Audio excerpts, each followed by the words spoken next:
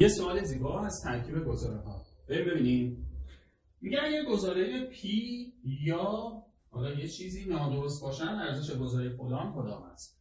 خب ما میدونیم که ارزش گزاره اولی یا دومی زمانی نادرسته کلن که هر دوتاشون نادرست باشن. پس الان اینجا هم این P باید نادرست باشه هم این یکی باید نادرست باشه. اگه این نادرست باشه یعنی P همون F و نقیض Q و R هم باید غلط باشه. پس Q و R میشه درست. چون نقیضش وقتی غلطه خودش درسته دیگه. پس این میشه درست. از طرف دیگه ما میدونیم که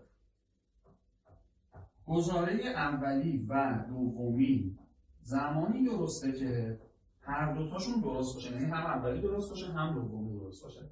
پس اینجا الان هم Q باید درست باشه هم R. خب حالا ببینیم سوال چی میخواد. میگه ارزش گزاره P یا R نقیضش البته کدومه.